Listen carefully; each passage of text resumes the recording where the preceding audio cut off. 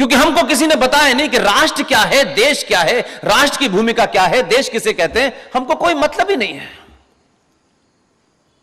राजनीति में बने हुए जुमले जो हैं वो अच्छे तो लगते हैं, ताली तो बजा सकते हैं, लेकिन उनकी कोई गहराई नहीं होती है। इसलिए ये हमने झूठ बोला, हमारे बड़े बड़े महान विचारकों ने झूठ बोला, और क्योंकि उन सबको लगता है कि सभी ये कह रहे हैं तो हम भी ये कहेंगे। मैं कहता हूं कि ये क्यों कहेंगे भाई? जब आपको वोट नहीं लेना, आपको सिर्फ एक ही काम करना है कि सनातनी हिंदू को जागृत करना है, तो आपकी क्या मजबूरी है झूठ सच बोलने में? बोलिए। एक भी आदमी अगर इस सभा में रह जाएगा, मैं तब भी 3 ही घंटे बोलूंगा, इसकी चिंता मत कीजिएगा।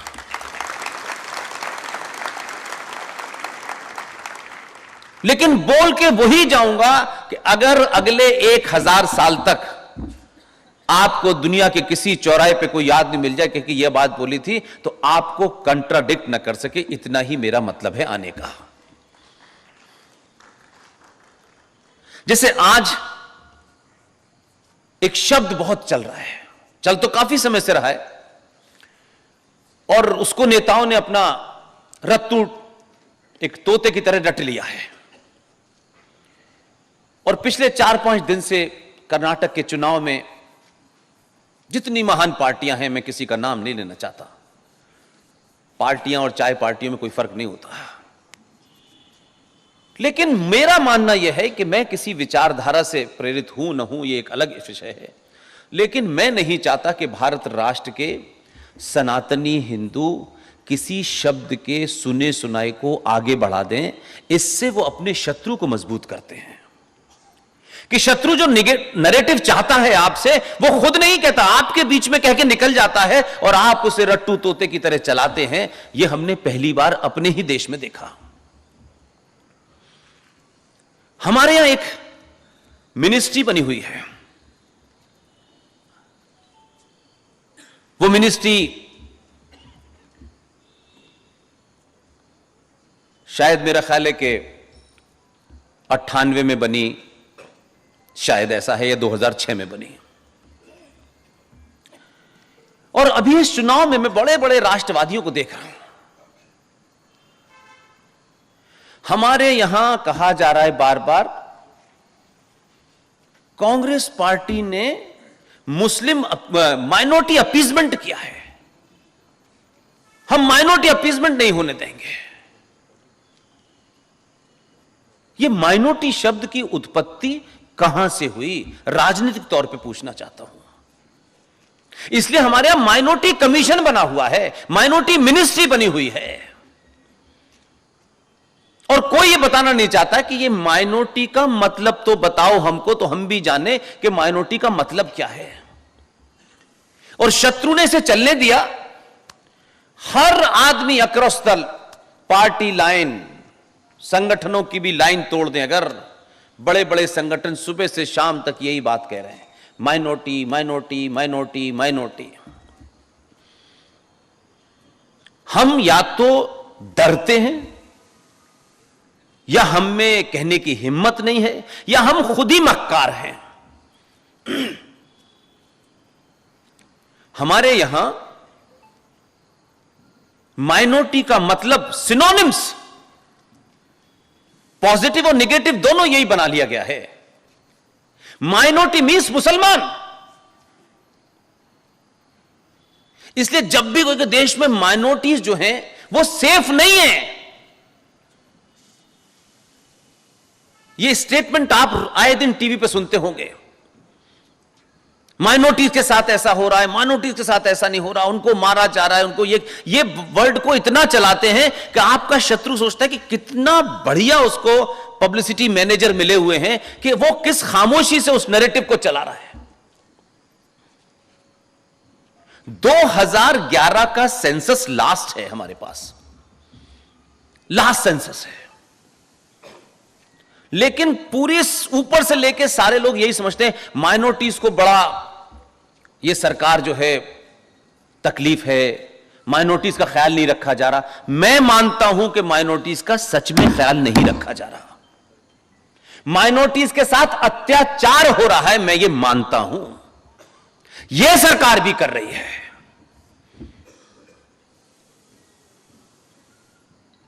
लेकिन जानते हैं 138 करोड़ की जनसंख्या में माइनॉरिटी है कौन? उस माइनॉरिटी के बारे में कोई जानता है? या हमने यह समझ लिया है कि नेता ने बता दिया है कि माइनॉरिटी का मतलब मुसलमान, तो हम उसी की रट लगाए जा रहे हैं। इस देश में सबसे ज्यादा अपने एग्जिस्टेंस उसका समाप्त हो रहा है, उस माइनॉरिटी का नाम है पारसी, जिनकी गिनती 35,000 है। उसमें सिख हैं, उसमें बौद्ध हैं। ये तीनों मिलाकर के भारत की 135 करोड़ की जनसंख्या में 5.6% है। किसी सरकार ने आज तक आकर के क्या कोई स्कीम पारसियों के लिए चलाई, जैनियों के लिए चलाई, बौद्ध के लिए चलाई? नहीं चलाई। लेकिन इस देश में 2011 का सेंसस यह कहता है, अब तो उसके बाद 13 साल हो गए, तो 13 साल में आपको पता ही होगा क्या हश्र हुआ है। जब 2011 का सेंसस ये बताता है कि पूरे देश के अंदर जो 29 राज्य हैं, उसमें से 9 राज्य में हिंदू अल्पसंख्यक हो चुका है। लिहाजा 135 करोड़ की जनसंख्या में 7.5% 2011 का सेंसस कहता है कि 17.5% इस देश में मुसलमान हैं। आप उसे भी माइनॉरिटी मानते हैं और 35,000 को भी माइनॉरिटी मानते हैं और 1.5% को भी माइनॉरिटी मानते हैं और 2%, तो कौन से बैलेंस के साथ आप इसको जोड़ते हैं? इसलिए मैं आज आपसे एक विनती करता हूं, जब भी मुसलमान शब्द की जनसंख्या की बात हो तो आपको माइनॉरिटी नहीं कहना है, बल्कि कहना है कि यह देश की सेकंड लार्जेस्ट मेजॉरिटी है।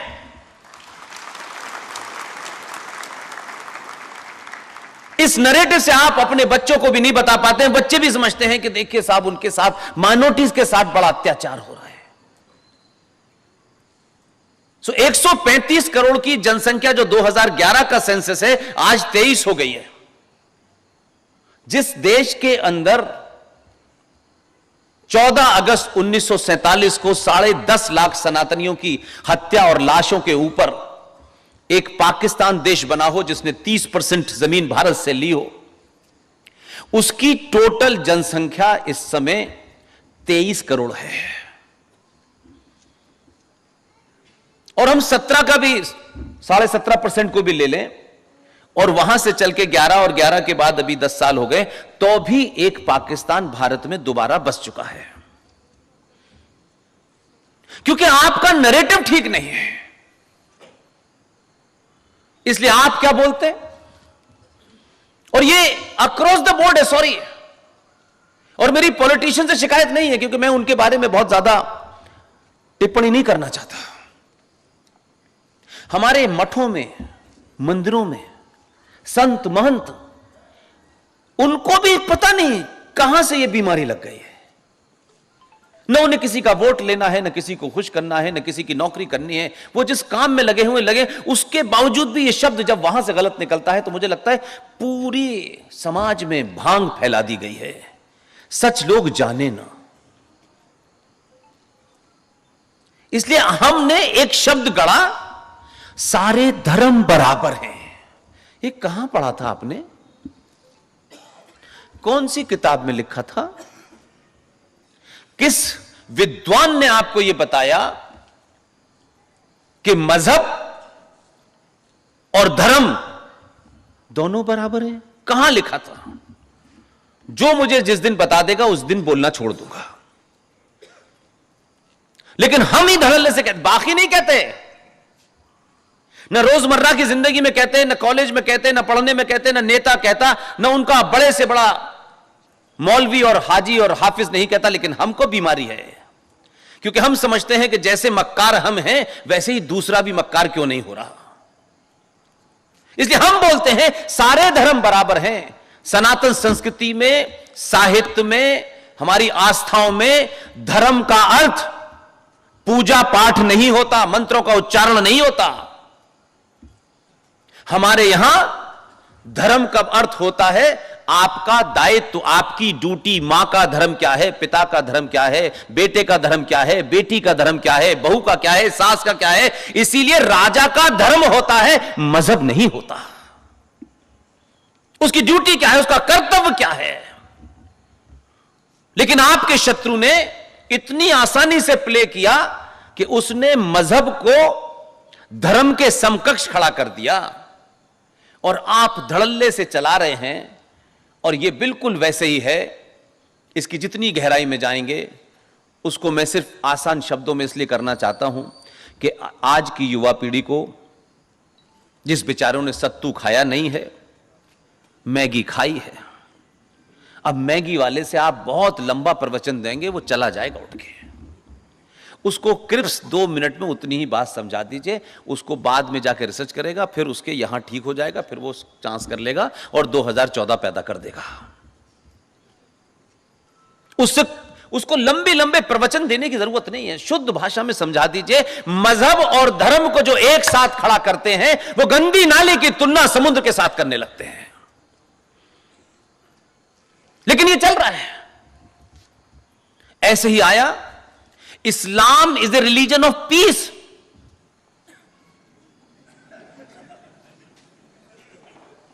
हम चला रहे हैं क्योंकि हमें यह बीमारी है कि हम तो हैं पीसफुल लोग, तो दूसरे भी ऐसे होंगे। लेकिन इसमें ईमानदारी उनकी भी है, वो भी कहते हैं Islam is a religion of peace. मैं भी कहता हूं, फर्क कितना ही है कि पीस की स्पेलिंग थोड़ा मेरी अलग है।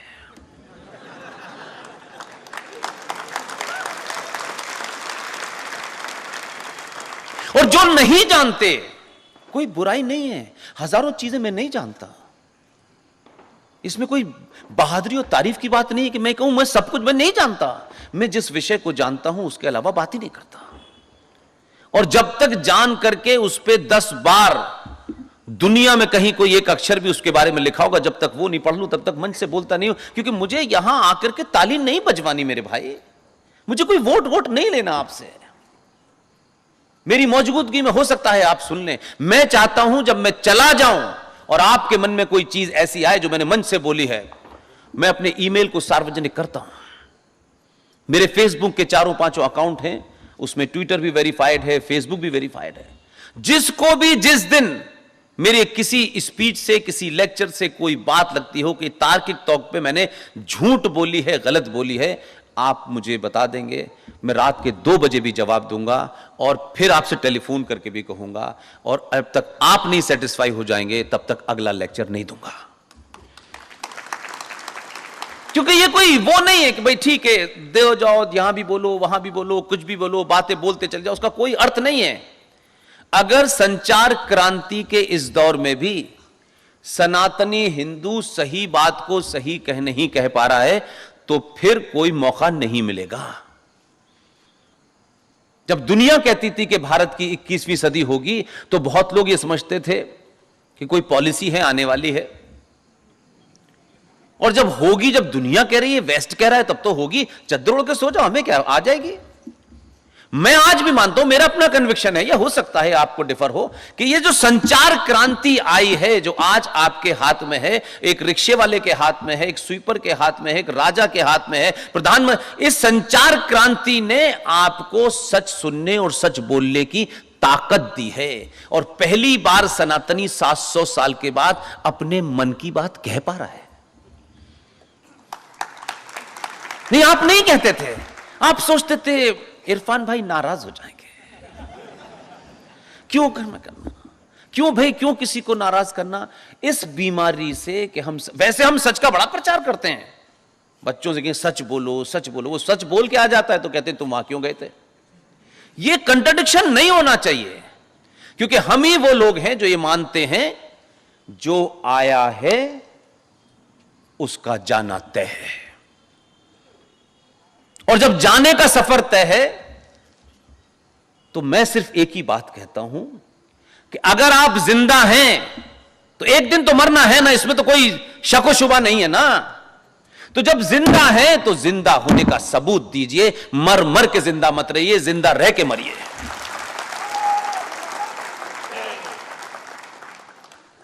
हम जिंदा हैं, एक लाश की तरह घूम रहे हैं। कश्मीर से मारा तो बंगाल पहुंच गए, बंगाल से भगाया तो दिल्ली आ गए, दिल्ली से पहुंचा तो हम पूरे दुनिया भर की परिक्रमा कर रहे हैं, लेकिन अपनी जमीन पे खड़े होकर के लड़ने की शक्ति नहीं है, क्योंकि हम उन लोगों में से हैं कि हमको हजारों साल पुरानी कहानियां तो पता है।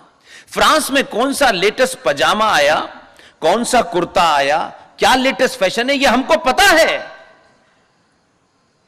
लेकिन सनातनी हिंदुओं को, उनके भाई को, बहन को, बेटी को, बाप को, मां को किस तरीके से बुचड़ तरीके से कश्यप ऋषि की धरती पे उसके वंशजों को इस्लामिक जिहादियों ने उनकी पूजा पद्धति के 5 लाख लोगों को भागने पे मजबूर कर दिया और 2,500 बेटियों के साथ रेप और मर्डर किया। यह घटना 1990 से पूना तक नहीं पहुंची और इसके लिए एक आदमी को फिल्म बनानी पड़ी। और फिल्म देख करके अब लगता है कि बराबर में एहसान भाई रहते हैं, इसकी तारीफ करेंगे तो वो नाराज हो जाएंगे, तो तारीफ ही नहीं कर रहे हैं। हम कहां हैं? हम दुनिया की बातें कर रहे हैं। हमारे गीता में ये लिखा है, रामायण में ये लिखा है, वेदों में ये लिखा है। हम सब बात कर रहे हैं। कभी कभी लगता है कि हम रियल इशू को कन्फ्रंट नहीं करना चाहते। यह वैसे ही है कि अगर आपको या मुझे किसी को कैंसर हो गया है तो डॉक्टर को कैंसर का इलाज करना ही पड़ेगा। वो ये कहे कि नहीं नहीं आपके सर में दर्द है मैं ठीक कर दूंगा, तो नहीं होगा। एक ना एक दिन उस चुनौती का सामना आपको करना है। समझदार लोग जब वो होते हैं जो चुनौती को जवानी में निपटा देते हैं ताकि बुढ़ापा आराम से कट जाए। हम इंतजार कर रहे हैं। हम क्यों करें? कोई दूसरा करेगा, दूसरा तीसरा करेगा, कोई ना कोई तो करेगा। किसी ना किसी को तो लीड लेनी पड़ेगी कि सभी एमएलए और एमपी बनेंगे और 2 कमरे के मकान से निकलेंगे और 12 कमरे के मकान में लौटेंगे। बस यही करना है क्या जिंदगी में? और कितने लोग जीतेंगे? 545 में से 543 जीतते हैं, तब भी पूरा देश नहीं हो सकता। आप जहां हैं, जिस भूमिका में हैं, जहां भी खड़े हैं, जोर से सच बोलिए बस। और मेरा इस 10-11 साल का विश्वास ये कहता है, बड़े से बड़ी ताकतें सच से डरती हैं, बंदूक से नहीं डरती हैं। सच बड़ा खतरनाक होता है। इसलिए मैं उन बातों को रखता हूं आपके सामने, क्योंकि अभी जब मैं यहां आ रहा तो यहां के आयोजकों ने एक छोटी सी चाय पे कुछ लोग मिले, उसमें से अलग अलग लोगों ने अलग अलग मशवरा दिया। मैं आपसे एक सवाल पूछता हूं, आपको पता चल जाए कि इस भागने की जितनी जगह हैं, यहां पागल कुत्ते बैठे हुए हैं।